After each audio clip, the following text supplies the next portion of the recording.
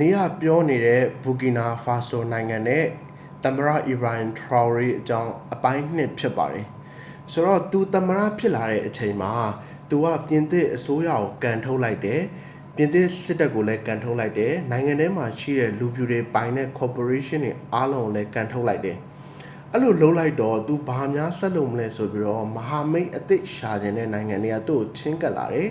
အဲ့ဒီမှာဘယ်သူပါလဲဆိုတော့ဆော်ဒီအာရေဗျပါတယ်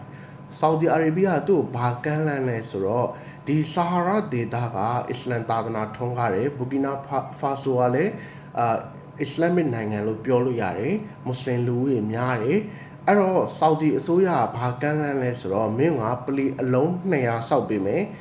ဆိုပြီးတော့ကမ်းလှမ်းတယ်အဲ့အချိန်မှာဒီသမ္မတကဘာပြောလဲဆိုတော့ငါတို့တွေဝေးပြုဖို့အတွက်ပလီမရှိဘူးဆိုလို့ရှိရင်လမ်းမတွေပေါ်မှာငါတို့ဝေးပြုမယ်အဲ့အတွက်ရမယ်ကုသိုလ်ကတပြားမှရော့သွားမှာတော့မဟုတ်ဘူးတကယ်လို့မင်းစေတနာရှိလို့လှူခြင်းနဲ့တန်းခြင်းနဲ့ပေးခြင်းနဲ့ဆိုလို့ရှိရင်ငါတို့လိုနေတာက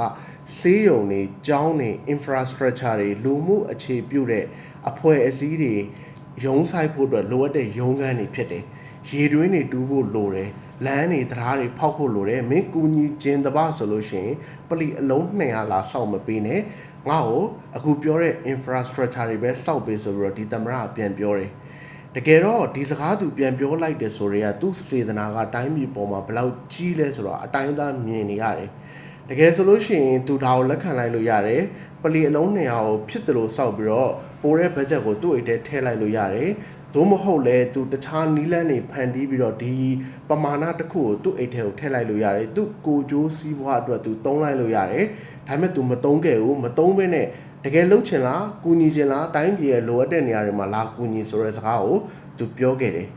နောက်ထပ်တစ်ခုသူကြီးကြီးမားမားလုပ်ခဲ့တာဘာလဲဆိုတော့အရင်တော့သူ့နိုင်ငံမှာထွက်သမျှရွှေတွေရှေ့ဗီဒီယိုမှာကျွန်တော်ပြောခဲ့တယ်ပေါ့ဘူကီနာဖာဆိုနိုင်ငံကအာဖရိကမှာစတုထမြောက်ရွှေအများဆုံးထွက်တဲ့နိုင်ငံထွက်လာတဲ့ရွှေအမှုံတွေအဆိုင်တွေအခဲတွေတစ်တစ်လေးတွေကြီးကြီးတွေအဲ့ဒါအားလုံးကကုန်ကျန်းအနေနဲ့ပဲရှိတယ်အဲ့ဒါကိုလူဖြူ corporation ကြီးတွေကယူပြီးတော့သူတို့နိုင်ငံမှာကုန်ကြောလုပ်တယ်ပေါ့နော်အဲ့တော့သူကဘာလုပ်လဲဆိုတော့ကုန်ကြောအဆင့်အထိကိုတွားလို့ရတဲ့စက်ရုံကိုသူတိဆောက်လိုက်တယ်ဆိုလိုချင်တာကထွက်လာတဲ့ကုန်ကျန်းတွေအားလုံး upgrade နိုင်ငံထဲမှာပဲလုပ်မယ်လုပ်ပြီးတော့မှကမ္ဘာကိုပြန်ရောင်းမယ်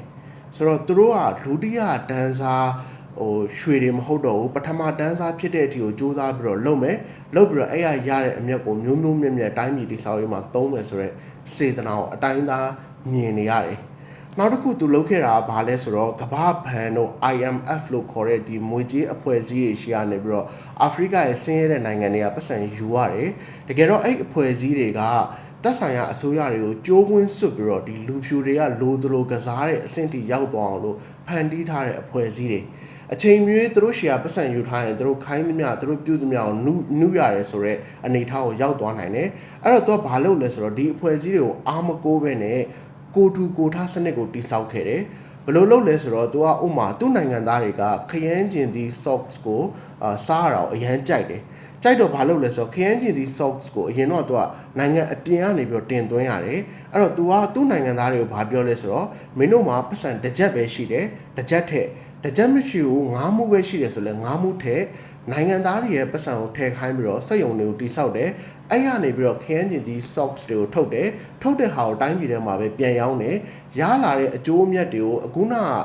တကြက်တို့ငါးမှုတို့ထည့်ထားတဲ့နိုင်ငံသားတွေကိုအချိုးကျပြန်ပြီးတော့ခွဲဝေပေးတယ်အဲ့တော့ပြည်ပကနေပြီးတော့တင်သွင်းပြီးတော့သုံးစွဲနေရတဲ့အစားပြည်တွင်းမှာကောင်းကောင်းထုတ်မယ်ပြည်သူတွေကနေပတ်စံနဲ့တိဆောက်ထားတဲ့စက်ရုံတွေမှာထုတ်ပြီးတော့ရလာတဲ့အကျိုးမြတ်ကိုပြည်သူကိုခွဲဝေပေးတယ်ဆိုတော့စေတနာကိုအတိုင်းသားမြင်နေရတယ်ဆိုတော့ဒီလိုပြောလို့သူ့ကိုချီးမွမ်းခန်းတွေစွတ်ဖွင့်နေတာမဟုတ်ဘူး